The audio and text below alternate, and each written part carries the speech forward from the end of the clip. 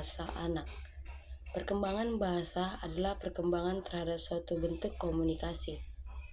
Perkembangan bahasa merupakan kemampuan khas manusia yang paling kompleks dan mengagumkan. Kemampuan berbahasa anak tidak diperoleh secara tiba-tiba atau sekaligus, tetapi bertahap. Kemajuan berbahasa mereka berjalan dengan seiringnya waktu, dengan perkembangan fisik, mental, intelektual, dan sosialnya. Perkembangan bahasa anak ditandai oleh keseimbangan dinamis atau suatu rangkaian kesatuan yang bergerak dari bunyi-bunyi atau ucapan yang sederhana menuju tuturan yang lebih kompleks. Berbagai suara seperti tangisan, bunyi-bunyi atau ucapan sederhana, serta celotehan anak-anak merupakan jembatan yang memfasilitasi kemampuan berbahasa yang lebih sempurna. Tahap-tahap perkembangan bahasa anak. Perkembangan bahasa anak menurut Piaget dan Geschke tahun 1997. Tahap-tahap perkembangan bahasa anak adalah sebagai berikut. Usia 0 sampai 5 bulan, tahap meraban atau pranglinguistik pertama. Tahap 5 bulan sampai 1 tahun, tahap meraban atau pranglinguistik kedua. Usia 1 sampai 2 tahun, tahap linguistik 1, kalimat 1 kata. Usia 2 sampai 3 tahun, tahap linguistik kedua, kalimat 2 kata. Tahap 3 sampai 4 tahun, tahap linguistik ketiga, pengembangan tata bahasa. Usia 4 sampai 5 tahun, tahap linguistik keempat, tata bahasa pradewasa. Usia 5 tahun ke atas, tahap linguistik kelima, kompetensi penuh. Faktor-faktor yang mempengaruhi perkembangan bahasa. 1. Intelijensi. Semakin cerdas anak, semakin banyak keterampilan berbahasanya. 2. Jenis disiplin. Disiplin yang rendah membuat anak cenderung cepat berbicara dengan orang tuanya yang selalu keras dan berpandangan anak dilihat bukanlah didengar. 3. Besarnya keluarga. Jumlah anggota keluarga mempengaruhi banyak tidaknya anak berkesempatan berbicara kepada orang tuanya. 4. Status sosial ekonomi.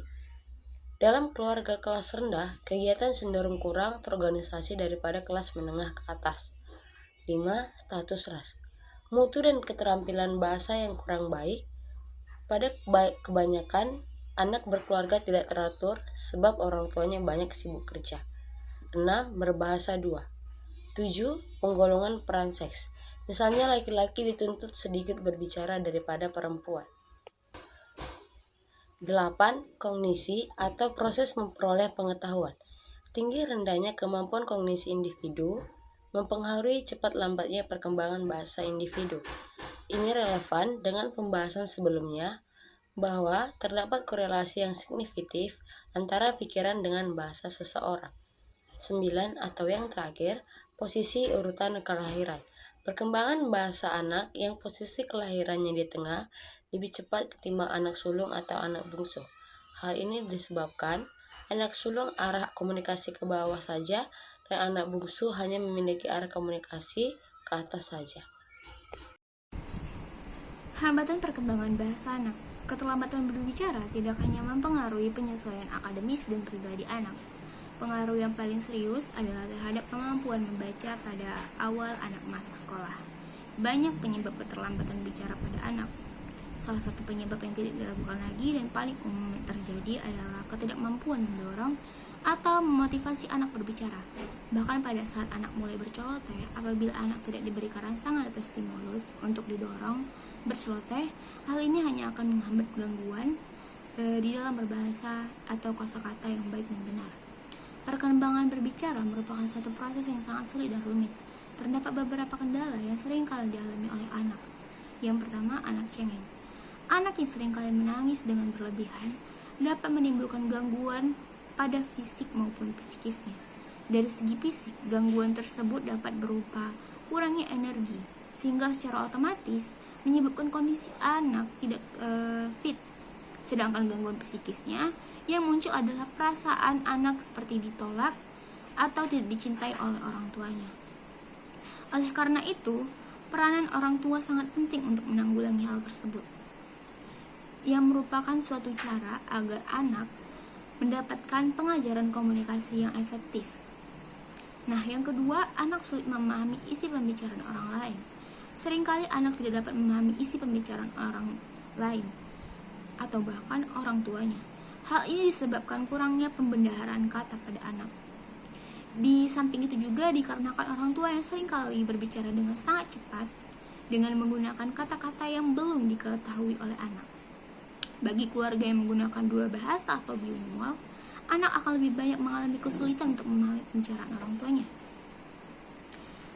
Orang tua hendaknya mencari tahu penyebab kesulitan anak dalam memahami pembicaraan tersebut agar dapat diperbaiki dan membetulkan apabila anak kurang mengerti atau bahkan salah menginterpretasikan suatu pembicaraan. Selanjutnya, sejarah pembelajaran bahasa. Pada periode pertama, yaitu periode 1880 sampai 1920, pada tahap ini terjadi rekonstruksi bentuk-bentuk metode langsung yang pernah digunakan atau dikembangkan pada zaman Yunani dulu. Metode ini diterapkan di sekolah-sekolah. Selain itu juga diterapkan metode bunyi yang berasal dari Yunani.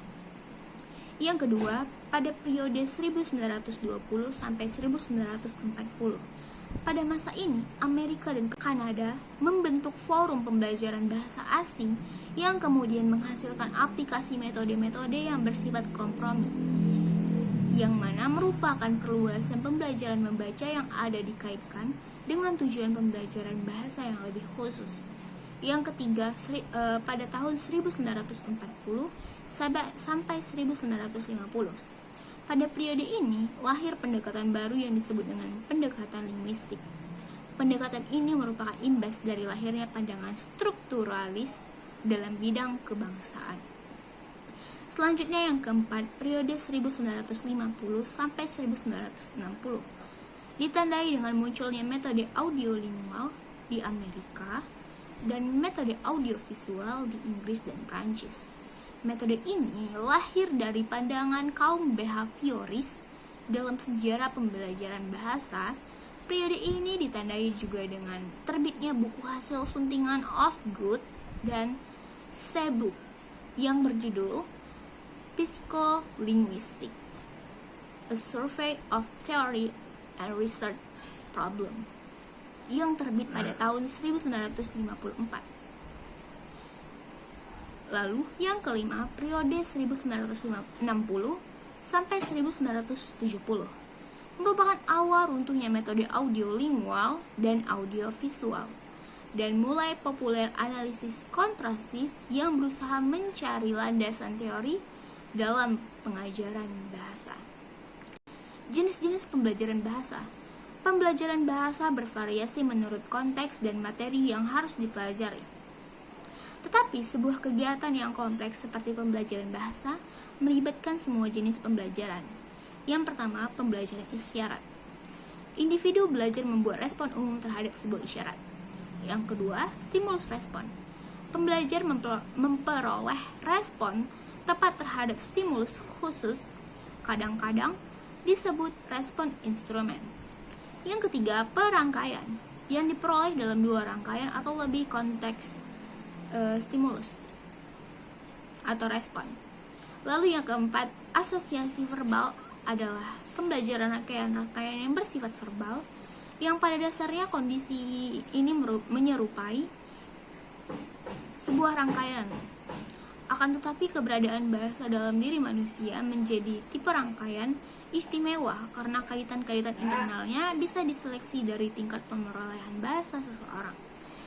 Lalu yang kelima, diskriminasi ganda. Individu belajar dengan membuat sejumlah respon berbeda terhadap stimulus yang berlainan, yang sedikit banyak bisa mirip satu sama lain secara fisik. Lalu pembelajaran konsep untuk memperoleh kemahiran membuat respon umum terhadap suatu kelompok stimulus, sekalipun anggota-anggota kelompok itu bisa jauh sangat berbeda satu sama lain. Dan yang ketujuh, pembelajaran prinsip berfungsi untuk mengorganisasikan perilaku dan pengalaman. Yang kedelapan, pemecahan masalah, yaitu suatu pembelajaran yang mensyaratkan peristiwa-peristiwa internal yang lazim disebut sebagai berpikir. Baik, saya akan melanjutkan materi yang selanjutnya, yaitu tentang faktor-faktor pembelajaran bahasa. Faktor-faktor pembelajaran bahasa ini terdiri atas beberapa bagian, yaitu yang pertama, faktor motivasi. Dalam pembelajaran bahasa, menyatakan bahwa memiliki keinginan atau dorongan dalam belajar bahasa akan cenderung lebih berhasil dibandingkan orang-orang yang tidak memiliki dorongan atau keinginan belajar bahasa ataupun motivasi. Yang kedua yaitu faktor usia. Ada anggapan bahwa anak-anak lebih cenderung berhasil dibandingkan orang-orang dewasa dalam belajar bahasa, dikarenakan pada usia dini kita lebih mudah mempelajari bahasa dibandingkan kita belajar bahasa di usia dewasa. Yang ketiga yaitu faktor penyajian formal. Dalam faktor penyajian formal ini terdiri atas dua tipe. Yang pertama yaitu naturalistik. Tipe naturalistik ini berlangsung secara ilmiah dalam lingkungan keluarga sehari-hari tanpa guru dan tanpa kesengajaan. Sedangkan tipe formal diperoleh dari lingkungan pendidikan ataupun formal. Yang keempat yaitu faktor bahasa pertama. Para pakar pembelajaran bahasa kedua percaya bahwa bahasa ibu sangat mempengaruhi dalam penguasaan bahasa kedua. Malah bahasa pertama dianggap pengganggu bahasa kedua karena seseorang sadar tidak melakukan transfer bahasa pertama dalam menggunakan bahasa kedua. Akibatnya terjadi interferensi dan alih kode dan campur kode. Yang kelima yaitu faktor lingkungan. Kualitas lingkungan sangat penting bagi seseorang untuk dapat berhasil mendapatkan bahasa baru. Lingkungan bahasa terdapat menjadi dua. Yang pertama yaitu pengaruh lingkungan formal, yaitu memfokuskan penguasaan kaidah bahasa secara sadar. Yang kedua yaitu pengaruh lingkungan informal, yaitu secara alami atau natural atau tidak dibuat-buat. Materi selanjutnya yaitu tentang pengertian pemerolehan bahasa. Menurut Kaspersky, pemerolehan bahasa merupakan suatu proses yang digunakan oleh anak-anak untuk menyesuaikan suatu rangkaian hipotesis yang rumit atau teori-teori yang terpendam ataupun tersembunyi yang mungkin sekali terjadi dari ucapan-ucapan orang tuanya, sehingga ia memilih dari ukuran bahasa yang sangat baik sampai bahasa yang paling sederhana. Materi selanjutnya yaitu sejarah kajian pemerolehan bahasa. Sejarah pemerolehan bahasa menurut Sujono terdapat beberapa periode. Yang pertama yaitu periode buku harian, yang kedua yaitu periode sampel, dan yang ketiga yaitu periode longitudinal. Yang pertama yaitu periode buku harian, di mana periode ini dimulai oleh Haji Tainet tahun 1876 yang menerbitkan sebuah jurnal yaitu On the Acquisition of Language by Children, di mana metode penelitian ini menggunakan buku harian orang tua. Yang kedua yaitu periode sampel, di mana periode ini memiliki ciri khusus yaitu sangat menonjolkan peran lingkungan dalam pemerolehan pengetahuan termasuk bahasa. Selanjutnya, perubahan perilaku anak ditelusuri dari perilaku anak yang kasat mata dalam lingkungan eksperimen dan dinyatakan sistem pengukuran bersifat kuantitatif. Yang ketiga yaitu periode longitudinal, di mana periode ini ditandai dari munculnya buku Chomsky Synthetic Structure yang memberikan landasan pertama mengenai tujuan studi linguistik. Berbeda dengan pandangan kaum behavioristik, kaum nativistik ini berpandangan tujuan belajar linguistik bukan hanya menggambarkan, tetapi memberikan eksplanasi fenomena bahasa. Pandangan nativistik ini dilandaskan pada kenyataannya bahwa setiap anak akan memperoleh bahasa ketika ia diberi peluang.